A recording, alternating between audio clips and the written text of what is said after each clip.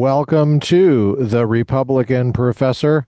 I'm your host and my own host, Dr. Lucas J. Mather. Today is 25 July 2026 years after Jesus. It is a Saturday. And yes, we're coming back to finish the next section. We're not going to finish it. The series, Aristotle, Basic Political Philosophy. Aristotle, according to Harry V. Jaffa. We ended with page 97 in this volume, History of Political Philosophy, edited by Joseph Cropsey and Leonard Strauss, Leo for short. Actually, it was Leo Strauss, but Leonard for short. His friends called him Leonard for short.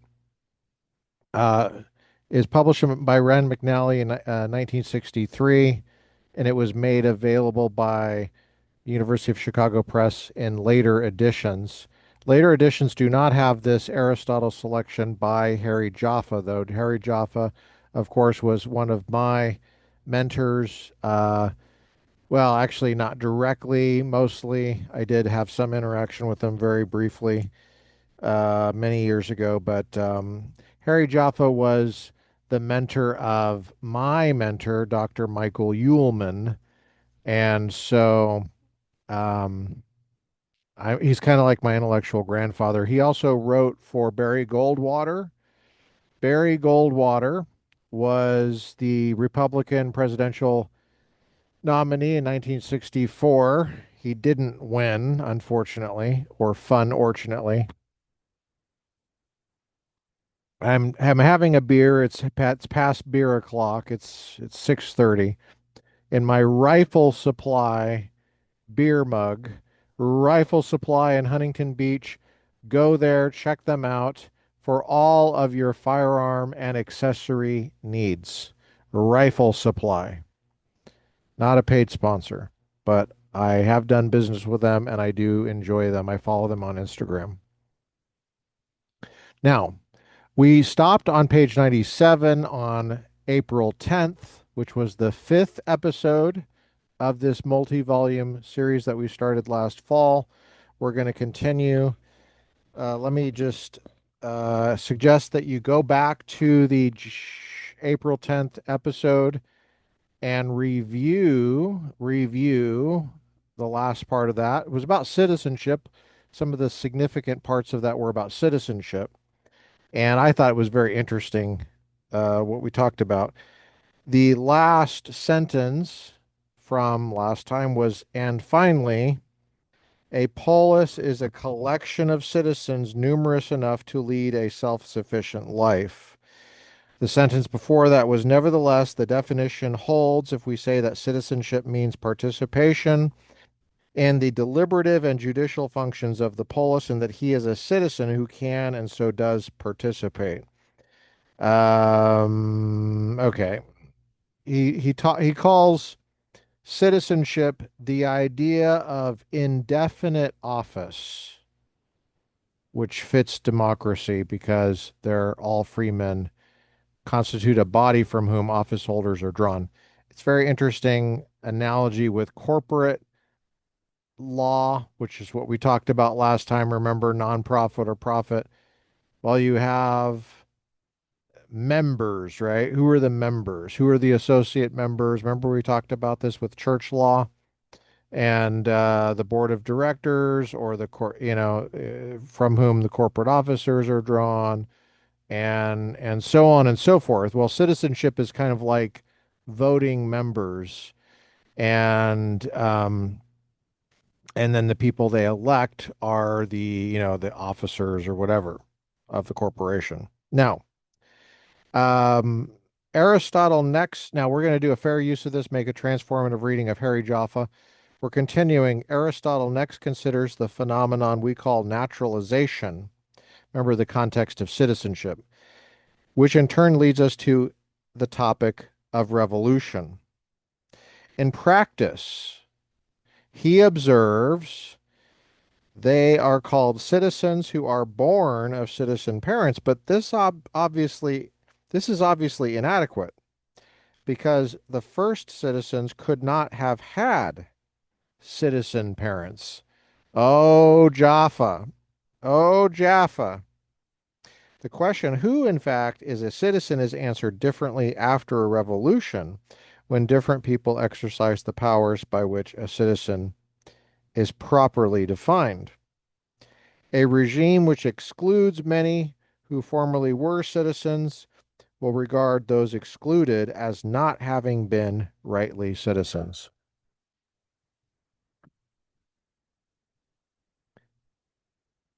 Conversely, those included by a new regime will regard the regime which formerly excluded them not as a regime, but a rule of force in contravention of law and justice. This, of course, is the view of a democracy which has overthrown a tyranny and repudiates the tyrant's debts. Remember, we talked about debts last time in Iran. But, says Aristotle, if an action is repudiated on the grounds that it is an act of force and not for the common good, then similar acts of democracies can also be repudiated as not truly being acts of the polis. Yeah. Yep. Okay. The source of authority does not of itself indicate whether actions are impositions of mere force or actions taken for the common good. In the open passage of the inquiry as to where the ruling power should be, Aristotle is still more explicit on this point, as we shall see. When the polis changes in the manner just contemplated, what is it that enables us to say that it is the same polis or a different one? We have seen that a polis is a collection of citizens, but a revolutionary change will result in a different collection constituting the citizen body. Is it then a different polis or not? Ew, this is a very interesting philosophical question. It's kind of like the part whole question you get with the ship, right? Uh, let's say you change all of the parts of the ship over time. Is it the same ship? Ship as ship meaning, like in the Navy, shit. Ship, you know, shit. T is in um, Paul.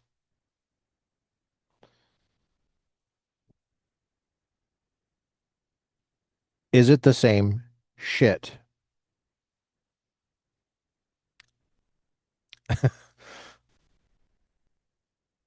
I was in the Navy and I'm laughing at that. I don't know why. But yeah, I mean, or you know, think of AI, think of artificial intelligence and the question of what it means to be a human being, right? What does it mean to be a human being? Think of the question of abortion. You have a very, very, very, very, very small human being. So small initially that you can't even see that human being. And obviously, there's a change in the parts of the human being. The cells are different going forward than they were before. There's a replacement of cells constantly. What is it that grounds personal identity going forward, right? How do you know that's the same? Well, how do you know is the different question. That's an epistemological question, but metaphysically, what would it be to be? What would it mean to be the same person, exactly the same person going forward? And for change to happen, there has to be sameness. Um, there has to be sameness of the thing going forward, the thing that changes. Otherwise, it's not change, it's like annihilation and then generation or something like that, where something pops out of existence, something new comes into being. We're not talking about something becoming extinguished out of existence and then a new thing coming to being. We're talking about change. That is to say, there's an underlying reality that's the same. That thing is what changes. If there isn't an underlying reality, there cannot be any change. Right? Are you following me? Aristotle first says what does not identify a polis. What does not identify a polis? It is not a place, not even a place enclosed with a wall. For a wall around the Peloponnesus would not make those within the wall fellow citizens, nor is it a population. For the people of a polis are always dying and being born, like the water in a river which is ever changing, while the river itself remains the same. There's his answer to Heraclitus right there.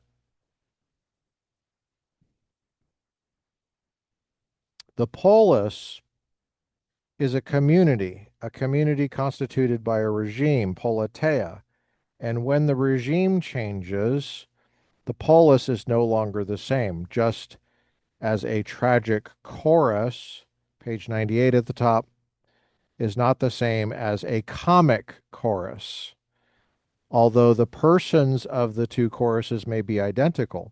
It is then chiefly, although Aristotle is careful not to say solely or exclusively, with respect to the regime, that one must say that the polis is the same or different. But whether a polis, which is a democracy, should pay the debts of a tyrant whom the democracy has overthrown is not decided by this conclusion, which requires another argument. Aristotle never presents this argument, at least not overtly. We may perhaps infer it from the distinction which he next forces upon our attention, the distinction between a good man and a good citizen. um, I'm just laughing at how Harry says that. We may infer it from the distinction which he forces upon our attention. Obligations which men may not have as citizens, they may still have as men. If the citizens of a democracy benefited, whether intentionally or not, from the debts contracted by the tyrant, their obligations as men would surely be different from what they would be if the debts had been contracted entirely for the purpose of, let us say, unjustly suppressing the democracy. We come then to a question for which the way has been prepared by the implicit suggestion that while man as citizen is essentially a member of a regime, man as man may have obligations which do not arise from and may not coincide with those of his citizenship. That question is the virtue of a good man and of a good citizen the same or not the same?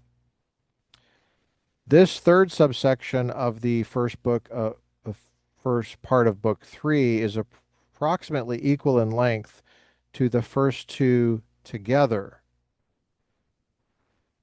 Uh, Complex as the argument is here, too, there appear to be three well-defined further subsections. First, there is a definition of the virtue of a citizen, which is not, speaking simply or unqualifiedly, the same as that of a good man.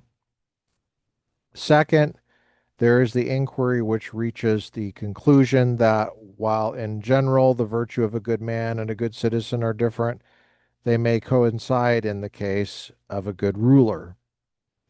Third, there is an inquiry into whether all those admitted to a share of office who are perforce citizens by the definition previously accepted, can in fact possess the virtue of citizens.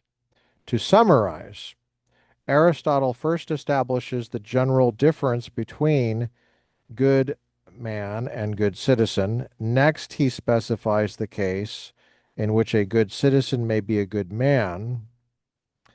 Third, he specifies the case in which in which a man can be good citizen who will be a good man. It is the most important for the student here to observe how Aristotle, in taking up a new question, enlarges and refines his answer to an old one. For the results of the inquiry in this subsection into the difference between human and civic goodness or virtue establish grounds for distinguishing different kinds of civic excellence that were not before visible. These, in turn, actually transform the definition of citizenship while preparing as well for the discussion of regimes, which follows. Page 99 at the top. You guys liking this? I'm enjoying it. Yeah. If you have any questions, pop them in the comments below. Page 99. Aristotle employs the familiar ship of state metaphor to explain in outline what is the virtue of a citizen. Each citizen is a partner or sharer in a community, like a sailor on a ship. The sailors differ in their functions. One is an oarsman, another a helmsman, another a lookout, another a cryptologic technician interpretive. Yet all share a common purpose: safety and navigation. So do citizens differ. So do citizens differ. In Book 4, Aristotle lists 9 different parts of which the polis is composed, beginning with the farming and mechanic classes on through those who fight, who deliberate, and who judge.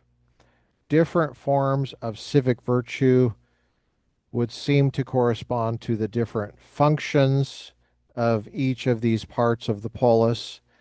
Yet the good performance of the work of each part would have one and the same end: the safety of the regime, politeia. Politeia.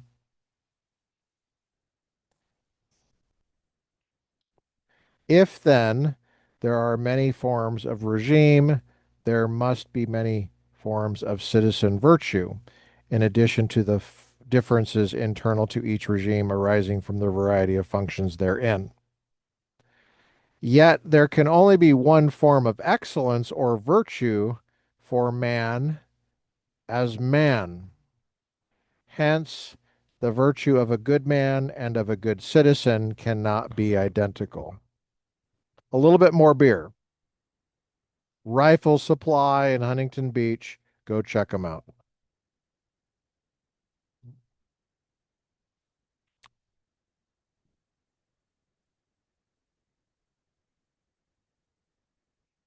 I bought that cup in 2020 when the craziness was happening, and I appreciated how they did business back then. So I'm a lifelong customer now because of that. I visited a lot of gun shops in Southern California, from Ventura County down to San Diego County, all along Riverside County. So let me think here. Ventura County, definitely. LA County, Orange, Riverside, San Diego County. Lots of gun stores. I was watching how the vast array in SoCal were responding to the lockdowns. Yeah, I was keeping tabs. and rifle supply past past muster in Huntington Beach. Go check them out. Another favorite from that time was Gunfighter Tactical, but there were so many others. The Fowler's Gun Room in Orange, great. Greta's Guns in Simi Valley. I could go on and on. Guns Direct, Gun World in Burbank, um, Burbank Ammo and Guns. I mean, there's like three that are kind of within a half-mile radius there in Burbank. I'm not sure if the Burbank Ammo one is still there. I haven't been up the Burbank in a while. Um, hmm. There was one in Riverside County in Corona, and I just cannot remember the name of it, which I pleasantly surprised by them as well. Ah, man, I'm really forgetting that.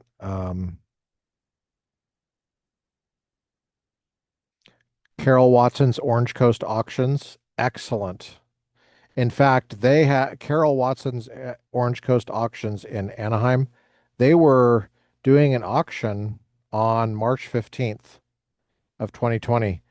I remember that because our church, the church I work for, in, well, I guess I won't say the name of the church, but the church I work for, I'm on staff and I'm a corporate officer at a church in Orange County. The church I work for shut down. And I talked about it on this podcast. I talked about it on Facebook Live. In fact, that Facebook Live, that series of videos I did on Facebook Live, I turned into podcast episodes and it's on YouTube. You can check it out. Um, uh, the time the government shut down my church or something like that. Um, yeah, so we were shut down on March 15th, which is a Sunday, and Orange Coast Auctions was going on. And I went to that auction because the church was shut down and I would normally be working at the church. So 2020 taught us that you can work at a church and not have to be there in person. And that was a valuable lesson to learn. And it's a valuable lesson that I take with me today. But I tell you what, man, Carol Watson's Orange Coast Auctions, they have an auction going on tomorrow, in fact, at the Elk Lodge in Fullerton. And it's all day. So check them out. Carol Watson's Orange Coast Auctions. Carol is now retired um, after 40 years. But Gunfighter Tactical, they closed down, and that was like one of the saddest things for me to see. They were really an excellent gun store, man, in Miramar. That really upsets me. But anyway, rifle supply, nice job, dude. Nice job. Gonna get you a plug. Rifle supply, Huntington Beach. Where was I? Um, okay, page 99.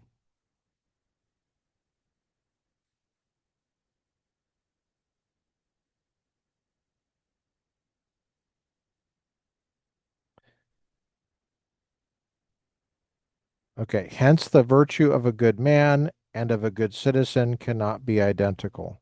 Aristotle employs yet another argument to establish this conclusion.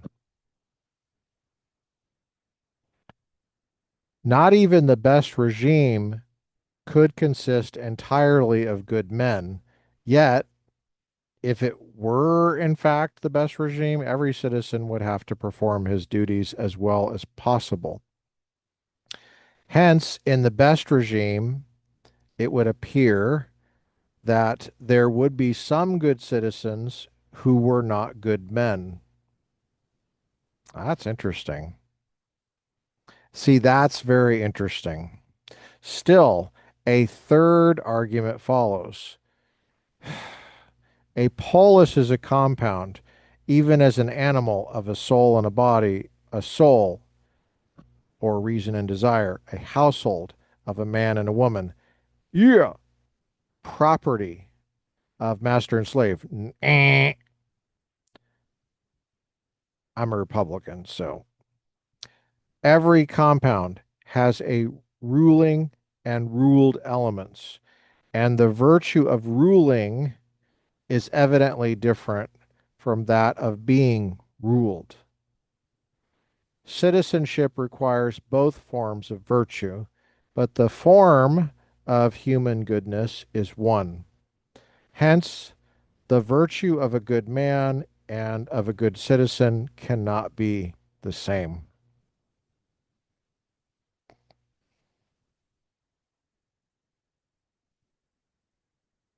Okay.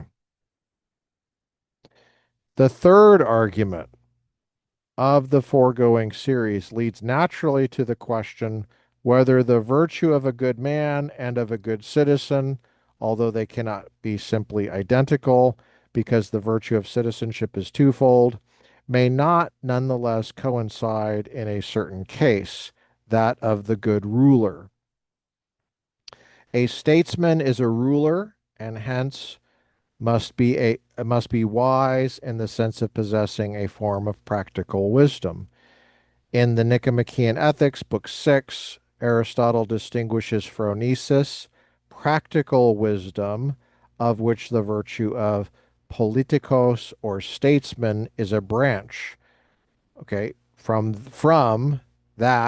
Sophia or philosophic wisdom, which is concerned exclusively with thinking well and not with acting well.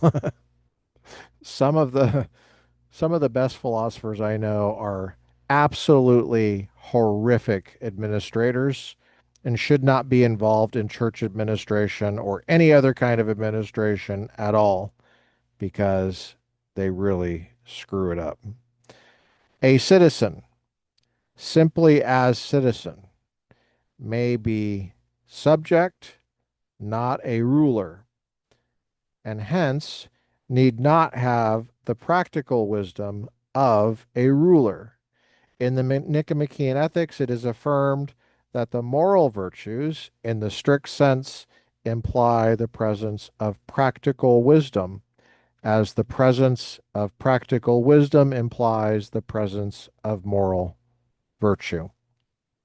Hence, the citizen who does not have the practical wisdom of a ruler need not be even morally good in the highest sense.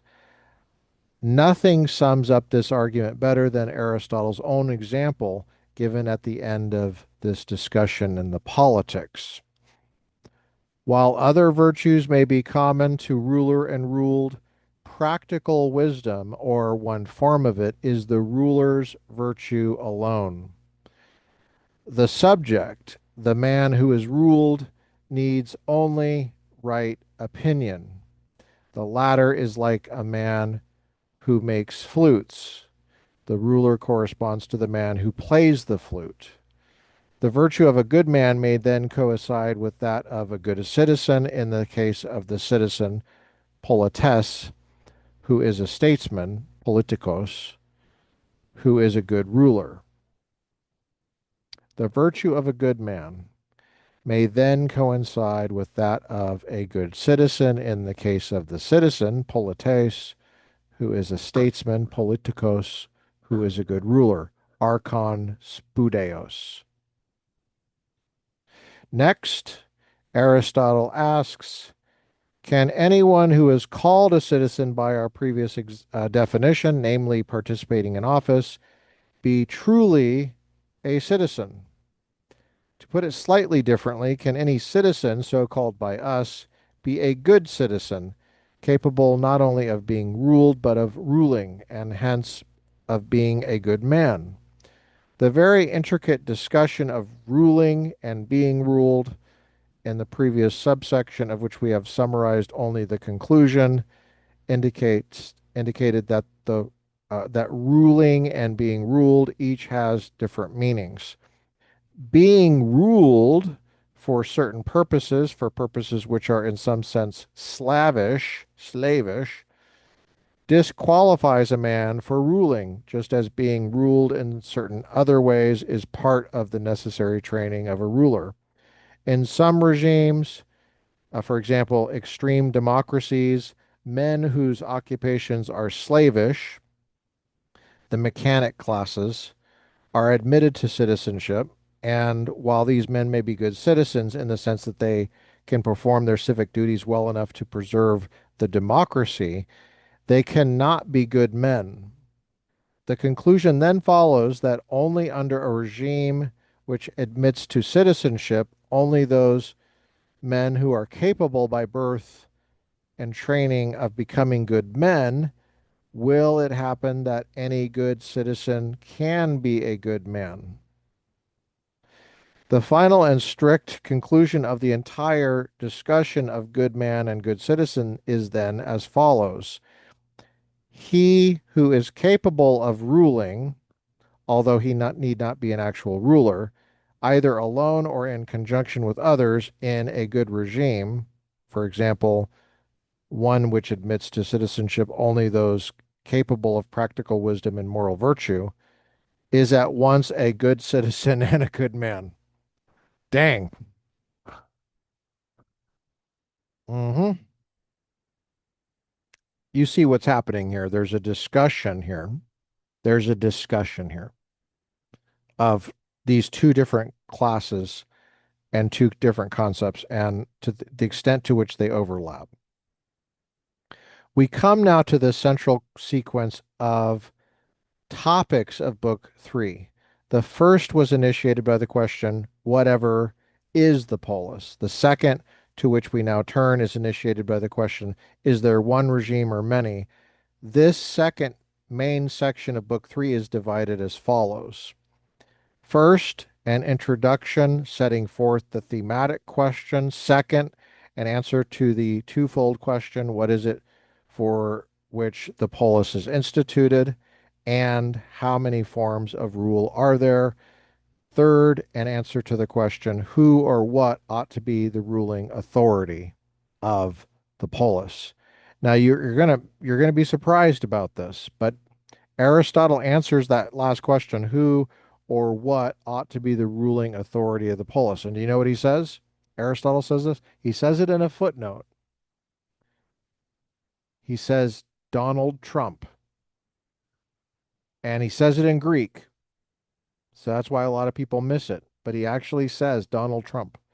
So you have no idea, but Aristotle was actually one of these like make Greece great again.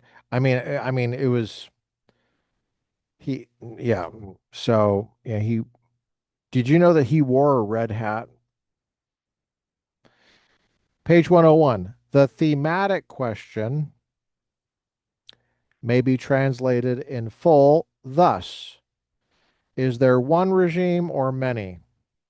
And if many, what are they? How many? And what are the differences between them? There follows a brief definition of regime, politeia.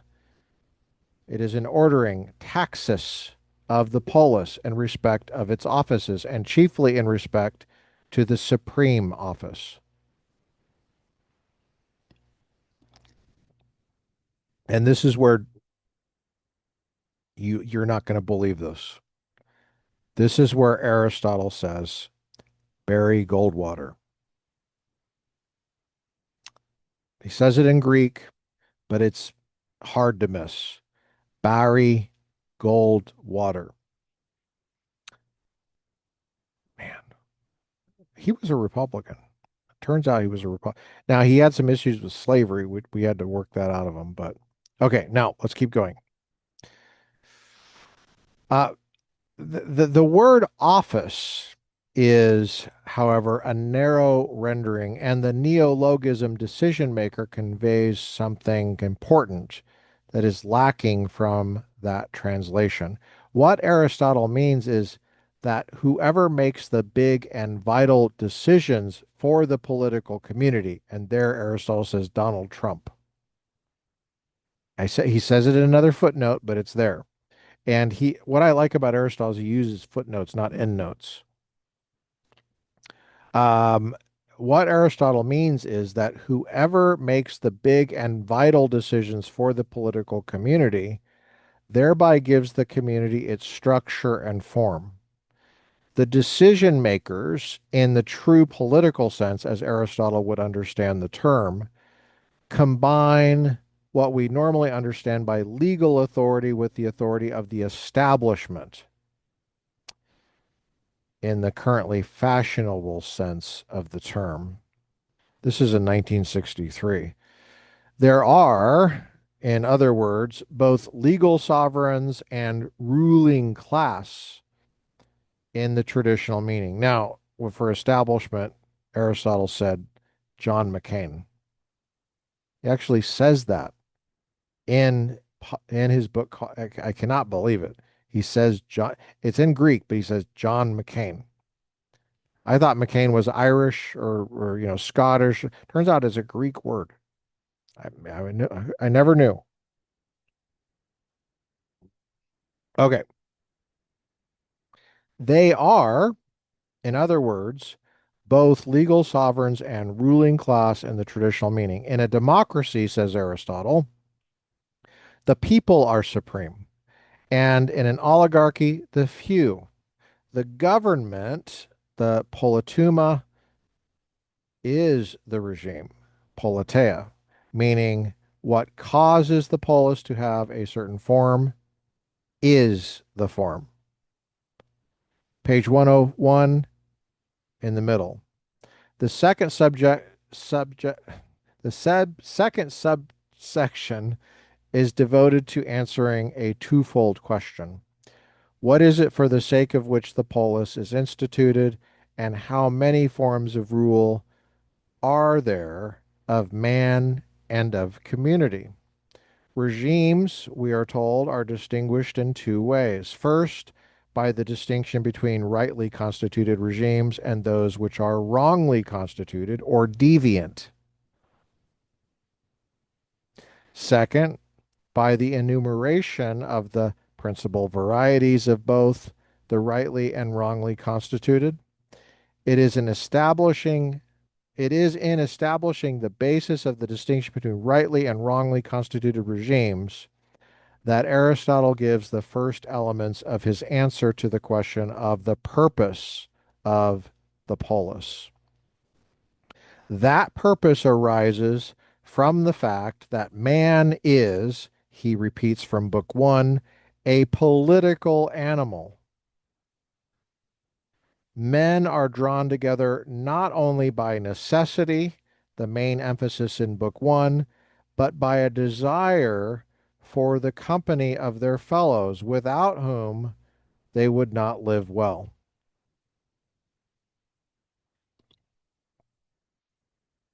The aim of a common life is not the better supplying of necessities, but the good life. Still, they do need each other for the sake of mere life, which has a sweetness which makes men cling to it as long as hardships are not unbearable. Next, Aristotle reviews the forms of subpolitical authority, master and slave, father and children, husband and wife, and then forms of non-political authority, those of trainer and of pilot. Did you know that they had airplanes back then? I didn't know that either. He points out that rule is always either for a common good or for the good of the ruled. In the case of the master and slave, I'm a Republican, so the good is primarily that of the master, but they do have a common good because the deterioration of the slave will deteriorate the master's good. All right, Aristotle. All right, buddy. You need to read some frickin' Lincoln there, bub. Now, at the other extreme, by the way, Harry, who's writing this, Republican, anti-slavery Republican, okay? And I repeat myself, but yeah. At the other extreme, the trainer and pilot consider essentially only the advantage of those under their direction and benefit themselves only incidentally. page 102 at the top. Um, and I think he's talking about F-16 pilots there. I have to look that up. I'm going to look that up in Stanford Encyclopedia of Philosophy. I think it's F-16 pilots they had back then. Okay. The the trainer, you saw Iron Eagle, right? Well, okay, that was an old movie, so my point. My point exactly. Now, page 102.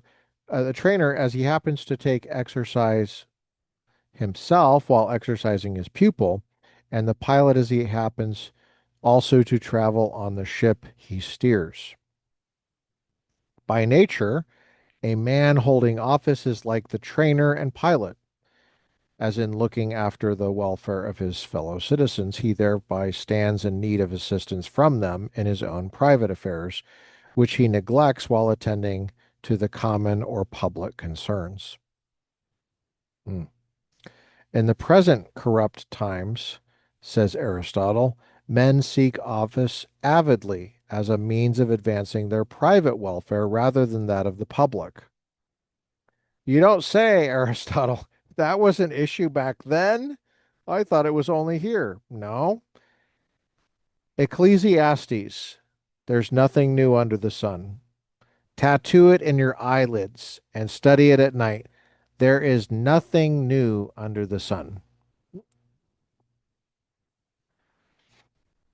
Hmm. Yeah. Here, then, we see the nerve of the distinction between rightly and wrongly constituted regimes. It lies in the distinction between regimes in which the rulers, like practitioners of the art of gymnastics or of sailing, rule those in their charge solely for the good of the ruled, and hence require some recompense for their neglect of their private good while thus occupied, or, or, on the contrary, consider their offices as sources of private profit. Hmm. I think we all know what he's talking about, right? Hmm. Next, what is Nancy Pelosi worth, like hundreds of millions of dollars or something, and she gets paid like 187 a year? It's some crazy thing. Maybe more than that, but not very much more. Um, Next, Aristotle gives the number and names of the varieties of regimes. To name the regime means to name the government or ruling group, and this must be either one man or a few or the many. Okay, so one man, a few, or the many. Remember that. When these govern toward the common advantage, they are rightly constituted, and when not, they are deviations from the right forms. The usual designation for the rule of one, when it is for the common advantage, is kingship. Okay. That of a few, aristocracy. That of the many, polity or politeia, which is also the generic name for all regimes. Deviations are tyranny, corresponds corresponding to kingship. Oligarchy to aristocracy. These are the bad ones. And democracy. Did you hear that? Democracy to the polity. Now he just listed the bad ones. Did you hear that? Let's go through that again. The usual designation for the rule of one when it is for the common advantage is kingship. So this is the good ones. These are the ones that rule rightly. Kingship, when it's one person, it's a monarchy, kingship. That of few, aristocracy. That's when a few families do it, but they do it right. Of the many, polity. That means that the people have good citizens, and the citizens are doing it right. Okay. Kingship, aristocracy, polity. Those are good regimes corresponding to whether they're ruled by one man, a few, or the many. Okay. The last one is a generic name for all regimes. Deviations are, now these are the deviations, these are the ones that are constituted wrongly. Tyranny, corresponding to kingship. That definition gets altered a bit in in um, in the Federalist Papers. Federalist 47, I believe. 47 to 51 is where you want to look for that. Um, Deviations are tyranny corresponding to kingship, oligarchy corresponding to aristocracy. So oligarchy is the one that gets it wrong. That's when the families are running the show, but they do it for their own private benefit, not for the common good. And democracy. Democracy is a bad term for Aristotle. It's a corrupt regime where the many rule, but they rule for themselves, not for the common good. In the first, the single ruler considers only his own interest. In the second, it is the interest of the rich which governs. And in the third, the interest of the poor. So a democracy is where the poor rule for their own interests. In none of the deviant regimes do the rulers think of the common interest, but only of themselves. Next, Aristotle elaborates upon the foregoing distinctions with a special reference to the difference between democracy and oligarchy. Remember, those are two deviant forms.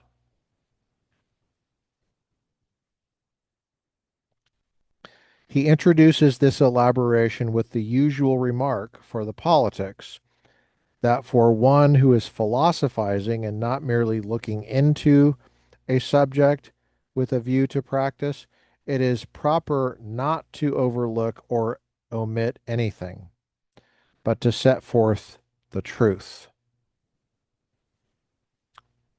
The remark is unusual because of the emphasis in both the ethics and politics upon the essentially practical nature of these disciplines. Um, that's very interesting. He introduces this elaboration with the unusual remark for the politics that for one who is philosophizing and not merely looking into a subject with a view to practice, it is proper not to overlook or omit anything, but to set forth the truth. The remark is unusual because of the emphasis in both the ethics and politics upon the essentially practical nature of these disciplines. The difference between democracy and oligarchy.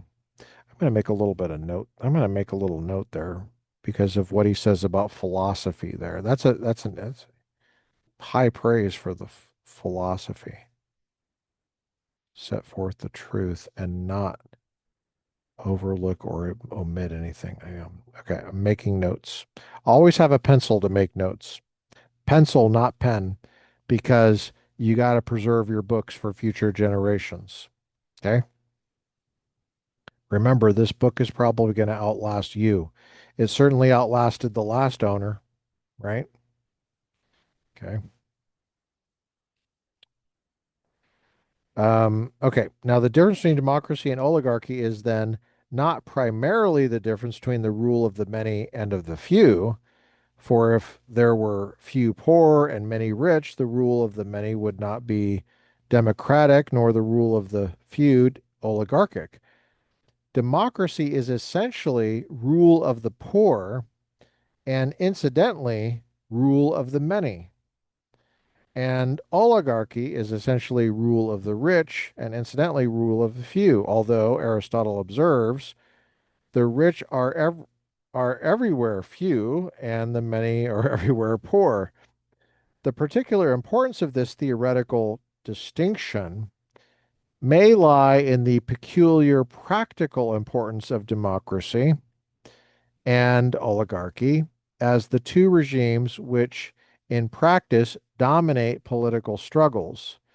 And it is also true that it is from the opinions, the erroneous but complementary opinions of the partisans of democracy and oligarchy that Aristotle compounds the true opinion, which is the basis of his own doctrine concerning distributive justice.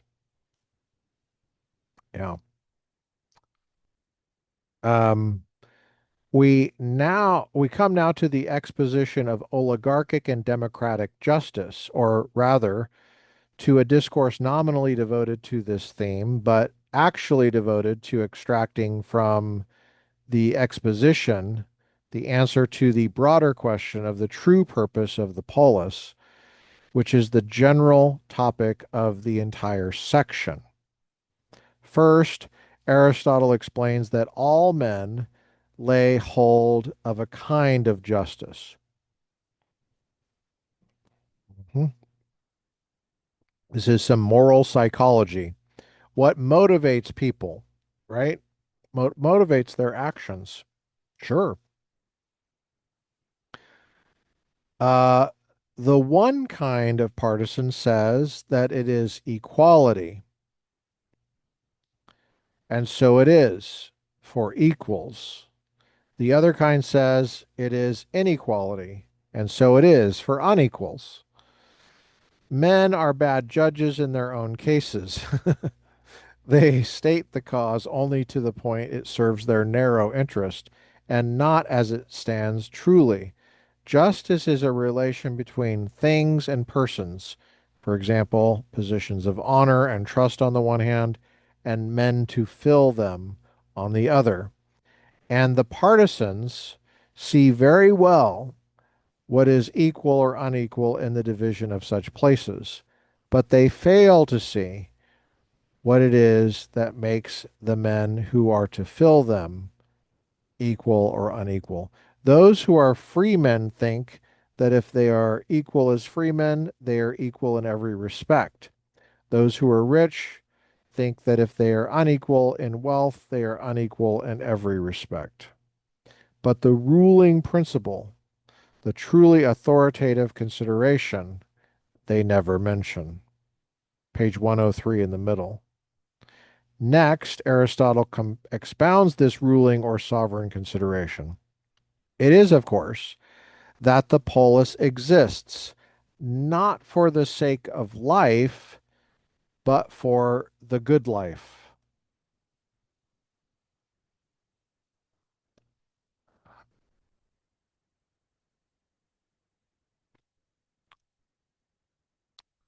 The fallacy of the partisans is that they confuse the necessary conditions of political life with the sufficient conditions. The oligarchic fallacy would appear to consist in mistaking the polis for a kind of joint stock company in which the man who contributed 99% of the capital is rightly entitled to a larger share either of principal or of profit than the man who contributed only 1%. On the other hand, and this seems to refer to the Democratic partisans, the polis is not a military alliance for protection against injury. Mere self-preservation would characterize as well a community of slaves or lower animals. But again, neither is it an association for trade. The Etruscans and the Carthaginians have commercial relations, but they are not fellow citizens. Aristotle cites approvingly the sophist uh, Lycophron, who said, that the law is a pledge or surety of men's just claims against each other. Indeed, it is. But abstaining from injustice is not sufficient to make men fellow citizens. Men who abstain from injustice are not for that reason good or just. The man who practices honesty because it is the best policy is not for that reason honest. Good government implies a concern with political virtue and vice. Page 104 at the top. Having pointed out that neither the virtues engendered by trade nor those engendered by war are in and of themselves to be equated with political virtue, Aristotle considers locality. Megara and Corinth would not be one city even if enclosed within the same walls, not even if the citizens of each intermarried, though intermarriage is an important element in making a community, nor again if they lived close together and exchanged goods, as do carpenter, farmer, shoemaker, and in addition were in military alliance and yet abstained from wrongdoing. The sufficient conditions of political life will not, of course, be realized without the foregoing necessary conditions, in particular, inhabiting the same locality and practicing intermarriage. These conditions are accompanied by the various forms of social life which go beyond mere utility, fraternal, religious, recreational associations, which, however, arise not from material goods, but from friendship. Friendship, as Aristotle makes clear at great length in books 8 and 9 of the Nicomachean Ethics, means active concern for others. A concern with their well being, which means with their capacity for well doing. This in turn means a concern with their capacity for virtuous activity, from which happiness results. And so, with the political community, the political community is above all a community for the sake of acting well or nobly, or for the sake of happiness. Those who contribute most to enabling friends and fellow citizens to become virtuous and live happily have the larger share in the polis. They alone are politically superior, be they never so equal or inferior to others in freedom, birth, or wealth. All right. We're going to stop there.